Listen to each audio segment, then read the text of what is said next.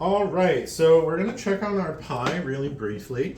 It is just starting to bubble. It's not quite there yet, so we're gonna wait another half an hour or so, and then maybe it will be ready to come out. We want a nice, like, bubbly center.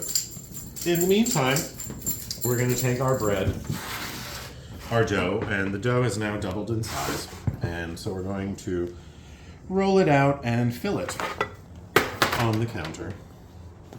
So you want a well-floured counter, and this is just all-purpose flour that I've got over here. And if you've got a bowl scraper or a rubber spatula, now's the time to get it out. Just get your dough out onto the counter, and we're trying not to deflate it completely. It will deflate a little bit, and that's okay. This dough is not going to have very large air pockets in it. It's going to be a little bit more like ciabatta with small, kind of very even holes. It will be a very even structure, as opposed to sort of like my sourdough bread for Sunday dinner, which is a very irregular structure with big holes in it. So now that this has been made into a rectangle that's about 12 by 16, 8 by 12, you know, just big enough. Big enough. We're going to take, well, we're going to wash our hands so we don't have to clean the outside of the frying pan quite so much. Just wipe off the flour here, and then we're going to take the filling. Remember that we made earlier. This is still in the pan and it's been cooling this whole time. And just dump that all out right onto the bread. Oh, it smells wonderful. So, we don't want to miss any of that deliciousness. No. Okay, so now that that's done, spread your filling out evenly over the top of the bread here. This is actually still just a touch warm, and that's all right, although ideally it would be cold. But that's okay. So now that your filling has been more or less evenly distributed over the surface of the bread, you're going to roll. Now you can either roll it towards you or away from you, whatever you find is easier to get yourself to a nice taut roll. I'm going to go towards you guys this time so you can see. So I kind of go like this, and then like this. And you just kind of slowly bring up the bottom and push it over the top.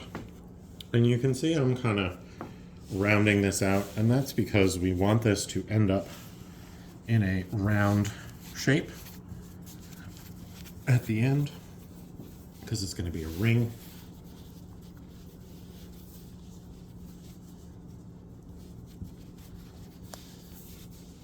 And there you have your dough. Now, if it doesn't stick together, what you can do is take a little bit of water and rub it on the inside of the crease, and then pinch, and it actually will begin to close.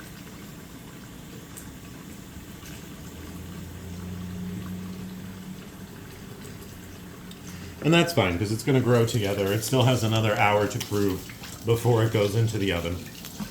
And again, it's a rustic loaf, so if it's got a little bit of a seam, that's okay.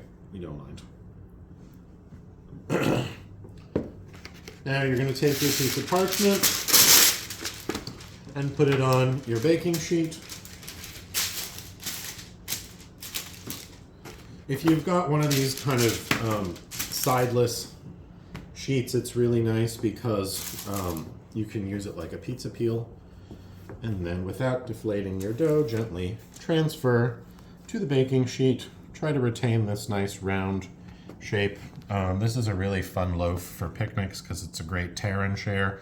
You know, just kind of rip it apart and you get a really good texture. Inside, it's nice and soft and chewy. And it's got a good crust on the outside, and it's running the meat and onions are just running through it with the spices, and it's really very good. If you really want this whole to remain intact, you can always put a piece of glass or plastic in here. Just make sure you oil it first so that you can get it out easy. And you are done shaping your bread. All you got to do now is wait about an hour and a half, 45 minutes to an hour and a half, depending on how warm your kitchen is and how well the bread is rising, before it goes into the oven at 425 for 10 minutes. And then you reduce the heat and it cooks for another 20 to 25 minutes, depending on how fast your oven is and how dark you like your crust. But you do want to leave it in there until it has a nice hollow sound. I'm just going to scrape off the counter real quick because we're going to be proving the bread right here, and we need room for that. This is a trick that I'd like to show you guys, and it saved me a lot in plastic wrap. So if you've got any of these old plastic bins, they make a great proving box, because and I have one that's even bigger than this for other loaves, or if you're going to do multiple. But the nice thing about this is it creates a nice greenhouse dome. The bread is never going to get big enough to reach the top or the side, so you don't have to worry about oiling it, so it stays nice and clean. And it's really easy to get over, unlike plastic wrap. So we're going to set a timer for 45 minutes, and we'll check on this then, and we'll see if it's ready. And if not, we'll give it another few minutes to prove, or we'll give it a quick egg, and then if it is ready, we'll give it a quick egg wash and maybe a sprinkle of some seeds and pop it in the oven.